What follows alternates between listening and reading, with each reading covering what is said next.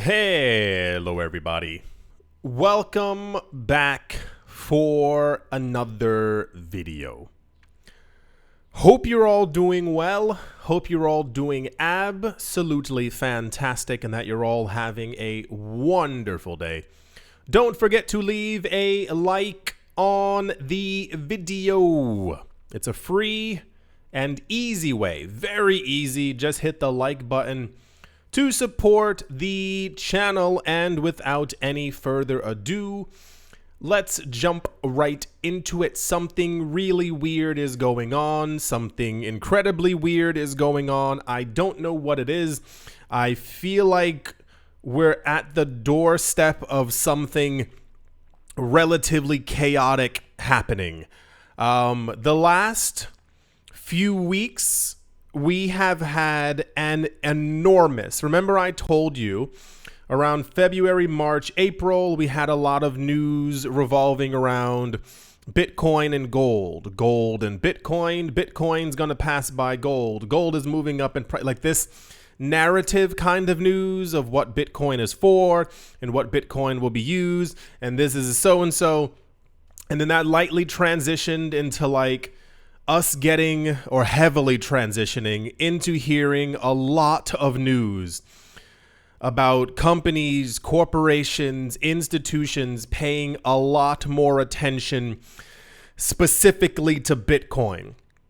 And I've been saying for a while that something is, don't let me scare you, by the way, like by the tone of my voice. It's just more of a, I think something is like actually happening behind the scenes. We've been hearing a lot of commotion and movement the last 2 weeks revolving around debt levels, how much the US has to pay back, the deficit, de-dollarization. But I mean, I said before, these are normally things that we as the public would not hear about. You might hear it from one person on TV at some point. It would be relatively standalone. They would talk about the debt or the deficit, and then it would be swept under the rug until there was like another debt ceiling raise kind of thing event going on. But it's everywhere now.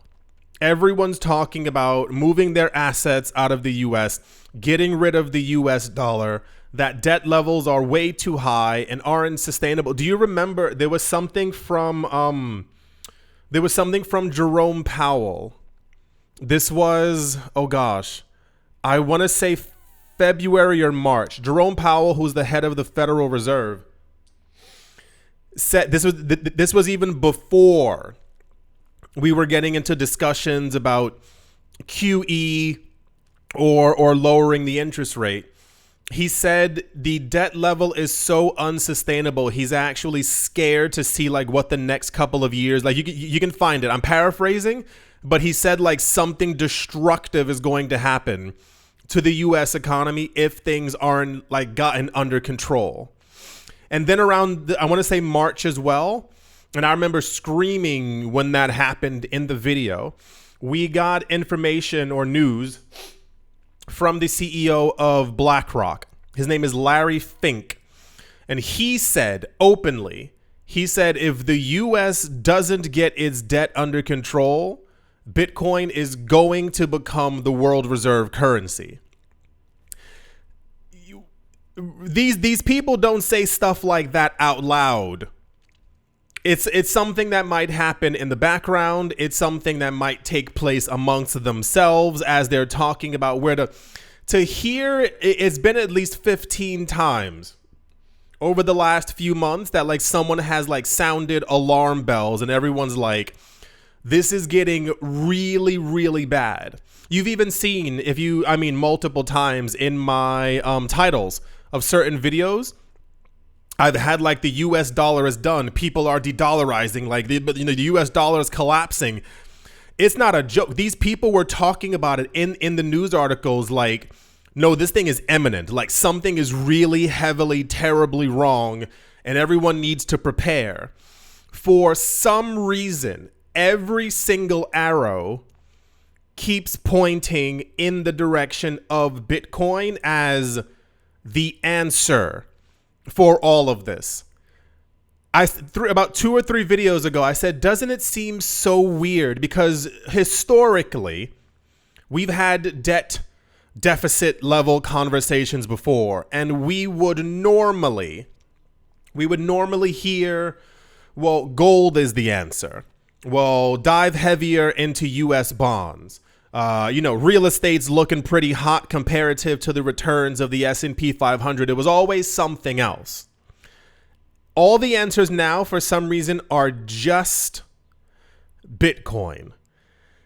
And then you see all these companies. If you've missed, we have, I think it has to be 19 or 20 companies. That's not a fake number. 19 or 20 companies who've announced in the last 5 or 6 weeks that they're all creating some kind of a Bitcoin reserve, a Bitcoin strategy, if you will, and that they're actually selling some of their gold, or they're going to be issuing stock with the main purpose of creating money to only buy more Bitcoin. It's only been something in that direct direction. Then on top of that, we had news that the recently passed bill within the United States, this is when all the analysts were like, red flag. Basically, that bill alone in the next couple of years is going to, I believe the number was raise the deficit to $50 trillion. And I think it's currently $37 trillion. The where we are now is already unsustainable. This is why we had Novogratz, Larry Fink, the woman from, exactly, Cathie Wood. And I think 3 other people all they said within the next 5 years, they were expecting $1 million Bitcoin per price. Do you remember when Larry Fink, the head of BlackRock, said within the next decade, he said the next 10 to 15 years, he's expecting Bitcoin to have its market cap to be $50 trillion. They're all expecting a cascade of ever-flowing money that will find its way into Bitcoin because of this situation. So then this news popped up, and this was everywhere. This is one of those days, you know how like sometimes we'll have like popular news or like unpopularly everywhere news. This was everywhere. No matter where I looked, this news kept on popping up as like, everyone pay attention because something really crazy is happening right now. Coinbase's CEO, his name is Brian Armstrong, has warned that if Congress fails to address the $37 trillion worth of U.S. debt, Bitcoin could replace the dollar as the global reserve currency. Something is happening, guys. Like this isn't a joke. I'm not trying to. No. Something really weird is happening. Everyone keeps mentioning Bitcoin as the thing to replace the dollar. We're not hearing the euro. We're not hearing the yen. We're not hearing gold. We're not hearing some other asset class or something that people have to move into. This coinciding with all these companies getting into Bitcoin, all these countries, and if you've missed, we had multiple countries announcing that they're shifting their excess electricity and they're going to start mining Bitcoin as well. That's not normal.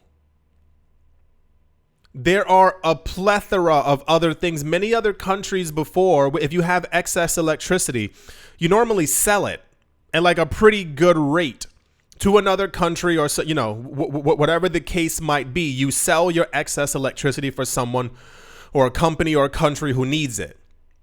You don't allocate all that energy into just mining Bitcoin. What purpose would that serve for a country to mine Bitcoin, to need Bitcoin, to want to have Bitcoin, to build up a Bitcoin reserve of some sort. It means that everyone is like actually getting ready. And I want to say behind the scenes, but it's happening right in front of our faces, because all of this news that we are getting is coming to us. I would logically assume if there was some kind of a literal collapse in the world reserve currency, that we wouldn't hear a thing. The fact that these companies are openly announcing, we are selling this, we are getting away from US treasuries, and we are buying $500 million worth of Bitcoin. The excess electricity that we have, we're using it and we're allocating it to mine Bitcoin. Are you understanding how weird all of this is? And I mean, I'm not one to worship companies, as you know, but I think there's a lot to be said when we hear BlackRock literally owns the world. It's not a joke. It's not like a thing that just people say. Like, their allocation into assets is crazy.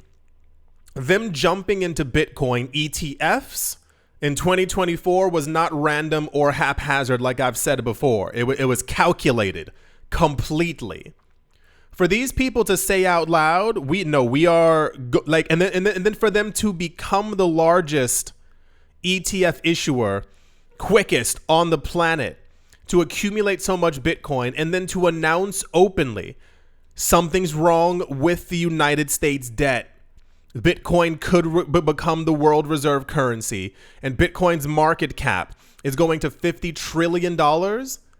It boggles the mind. When you've heard me say a lot of times, I don't get how people in crypto aren't paying attention to this. I get it. Everyone's so hyper-focused on like the literal short-term price movements. Do you understand that we are witnessing history? We are looking at the collapse of the literal US dollar, the world reserve currency that has kept the world running since 1945. We are hearing in real time, daily, that this thing is collapsing. The structure is falling apart, and people are moving into a currency that's been around for 15, 16 years. And it's not like the allocations are $1 million. They're $437 million. They're $1.3 billion. We just heard, what was it? One of the other Middle Eastern countries. Apparently, the first number that we got was $500 million that leaked. But apparently they're buying all the time. No, like, I know something is actually like happening, like something in front of us. When we heard Cathie Wood, she said, this is 2 months ago, she said, no, the allocation right now that we're seeing is monstrous. She upped her price prediction for Bitcoin by 2029, 2030 from $500,000 to $1.2 million to $2.4 million.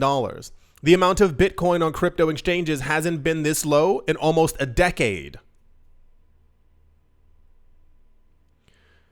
Lawmakers and analysts say mounting deficits and money printing are eroding trust in the dollar, pushing states like New Hampshire and Arizona to start stockpiling Bitcoin. I think there's 2 other ones, and I don't know if Texas already signed their law, or Florida as well, signed their laws.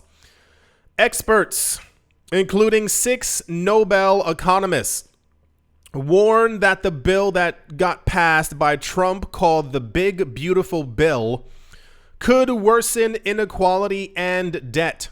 And apparently also, if you didn't see this, has also made major news. Elon Musk came forward and said that the bill, apparently, he called it a disgusting abomination. I'll say it this way. Even when Elon Musk is right, that shows that something is dramatically wrong. We had people sounding alarm bells months ago about this bill and how it was going to add trillions of dollars to the deficit. Apparently, the markets, if you've seen everything that's been going on, a lot of it has been, well, we know, has been weighed down not only by the tariffs, but also by people are apparently taking their money and their assets out of the U.S. stock market. Did you know that? So a lot of the days, if you've seen or looked at the stock market where things are chopping sideways or downwards, or you're like, there might be like a little spike up and then things fall back down. People like millionaires and billionaires are like when it comes to de-dollarizing, they're taking their money out of U.S. markets. They're selling their homes. And this isn't a joke. They're buying assets instead in Europe and in Asia. It's happening in real time, like we're witnessing all of this going on. Coinbase CEO Brian Armstrong warned that Bitcoin might take over as the world's next reserve currency if Congress doesn't act quickly to tackle its mounting $37 trillion in debt. The problem is that they won't, because the system runs on debt. That's something that I think the average person doesn't. And I mean, to be fair, why would the average person know, especially when education is so terrible and we aren't taught in school how the system actually runs or works? Remember, I told you before, like the average person had no idea what inflation was until they kept on hearing it on the news, and they realized when they went to the store, everything that they were buying got more expensive. But most people don't understand why, or why investors are salivating at the idea of the Fed lowering interest rates. If you missed, I believe, yesterday's video, Jerome Powell said there is they are not lowering interest rates anytime soon, because if they do so, inflation is going to skyrocket. What happens is that people take out debt. You go to a bank and you say, I need $500,000 for a loan. That money is created there and then on that computer screen. That's how money is created. It's literally like you don't have to go to the Fed, knock on their door and say, please. It's just simply instantaneously created. If you lower interest rates and you make debt easier to get, companies and corporations then begin to take out $15 billion to make a building project. And this is why you see so many defaults, is that they can't pay this money back. When the money can't be paid back because everything is so fragile, because the system relies on people taking out debt and being in debt for 30 years and trickling, drip, drip, drip, paying that money back into the system to keep it afloat. That's how everything works. Nothing is actually real. Everything is just debt. All of it. It's getting like this is it's not even worrying. It's kind of me just waiting for the actual like crash to happen. Like, have you ever played Jenga? Some of you must have. I think it was maybe 30, maybe like 50 pieces, 60 pieces. I don't know how many pieces were there. Now imagine constantly taking a piece from the middle or from the side or whatever the case might be. But now you're playing with 37 trillion pieces instead. It has to collapse at some point. Like, this is actually unsustainable. You can't keep having debt go up by trillions of dollars. He said, and I quote, "I love Bitcoin, but a strong America is also super important for the world." That went out the window. That went out the window a while ago. And I mean, if we can go back to 2008, 2009, like really, the crisis from 2008, 2009, for those of you who are blissfully unaware, was never fixed. The Fed, if you look at old documentaries, it's really fascinating. Like, to look at history, this is why I like the past. I don't know why I'm obsessed with it. The people who ran the Fed at that time, they gave interviews in 2012, 2013. And the interviewer was like, why did you do it? And they said, we didn't know what else to do. The idea of letting the banks collapse and letting the system kind of restart itself would have been wonderful for all of us. We would have had a year where things were actually chaotic. And then we would have been forced to make a brand new system or keep the US dollar and say, no, we can't keep printing. We can't keep bailing out the banks. We have to bail out the people. But instead, the people who run the economy, who run the system, are the banks. So the banks went to the Fed and they said, listen, you got to do something because we aren't going to fail. That's where the term too big to fail comes from. So the Fed literally said, we looked at other options. They didn't make any sense. So the only option was to print an enormous amount of money and give it to the banks. Do you remember people, holding up signs and walking outside together and being like, bail us out, give us money. We're the people who lost our 401ks. We're the people who lost our money. They did it for the system so that the system could, maintain this corrosive system that caused the crash of 2008, 2009. Have you seen graphs of how wealth exploded for the people who were bailed out? In 2012, 2013, 2014, wealth exploded for these people because they got the bailouts. So when everyone else was forced to sell their home, this is why we have Bitcoin. This is why I don't understand how people have forgotten so quick. And then you see all these rich people buying up the thing that was literally created for you. It's really weird. Why are they buying all of it up and making sure that you don't have any of it? All these people who were forced to sell their homes and sell their land, all of it was bought up by these companies and these institutions and these banks. You don't remember driving around, seeing the for sale signs, like by the banks? They were no one remembers any of this. And then you have the literal extra plus continuation of this happening now. They're buying up all the land. They're buying up all the water. They're buying up all the lakes. They're buying up all the air rights. They're buying up all the Bitcoin. And then people sit there and they no one's understanding what's happening. So no, the United States is not going to get their debt under control because they literally can't. They are trapped in a cycle of you needing debt to be able to create money, to be able to show that you have a strong and a growing GDP. It's the only way to do it is through debt. You have to create new money all the time. As you create new money, you are devaluing the last dollar that you printed is worth less. Now, when you print trillions of them, every single dollar is worth less than the one printed before. This is where we are. This is why every year they keep raising the debt ceiling. It's because you can't say no to, you can't say no. This is all the debt that we're going to take on because the entire system would collapse. Is everyone understanding how insane all of this actually is? Armstrong's concerns over the debt crisis came as House Republicans passed the Trump-backed Big Beautiful Bill in May that extends tax cuts. Have you looked at who the tax cuts are for? A lot of people probably haven't. The tax cuts begin if you make over. If you make over, I believe, $200,000 or $300,000 a year. That's what the tax cuts are for.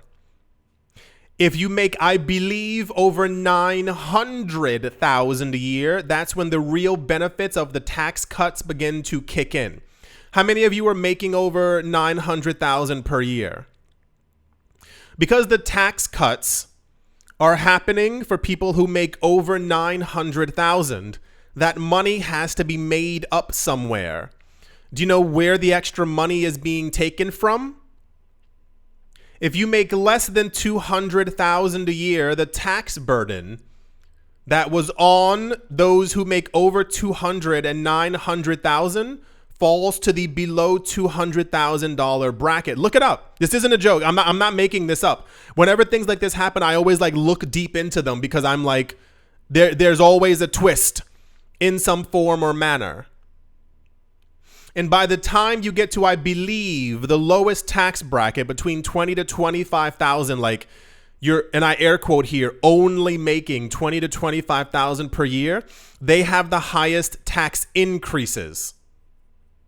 This is what creates the deficit. If you have people making 20, 25,000 having a tax increase of 3 to 4%, they're paying how much extra per year? 1,000 or two, somewhere around there. If you have people who are making 900,000 plus, having their taxes go down by 4, 5, 6%, it's not just 2,000. It's like 2, 3, 4, 5, 15,000 that could be paid into the system to make sure that things work. Every time you dial 911 or you use any other kind of service, it's being paid by those things, right? It's being paid by those taxes. A lot of people don't, and I want to even say a lot of people would forget that. A lot of people don't even know that. A lot of people have no idea how the system actually works. Like the taxes from like the people in the highest tax bracket, they fix the roads. Have you ever driven around and you see a bunch of potholes, or you see like when they fix it like with like a little bit of that like a black tar like on the ground, like it looks like a spider web as you're driving and your car's constantly rumbling? Do you want to know why that happens? That's because of tax cuts. Yeah. So this bill is extending tax cuts. It's boosting spending on something that already gets $3 trillion per year. It is cutting Medicaid, food aid, and also clean energy. Cutting Medicaid is the word is worse than diabolical. The fiscal strain is fueling interest in Bitcoin, which was born out of the 2008 financial crisis due to its fixed supply and inflation-resistant design. It's an asset that's becoming increasingly appealing to institutional investors and state governments. Do you see what is happening right before you? I mean it. Like, are you aware that you are witnessing the literal end of the US dollar? That you are seeing like a collapse happening before you, like of a literal empire. Yeah, no. It's actually crazier than you think. If you get a chance, the thing that will expand your mind is read like world news, like read from news outlets from around the world. The amount of companies who are, in mass, as rapid as possible, leaving the US dollar, leaving US assets. It's actually like scary doesn't begin to like this. Like, it's happening. This isn't like a pipe dream. This isn't something that might happen. This isn't something that's like, oh, maybe in the future we'll. No.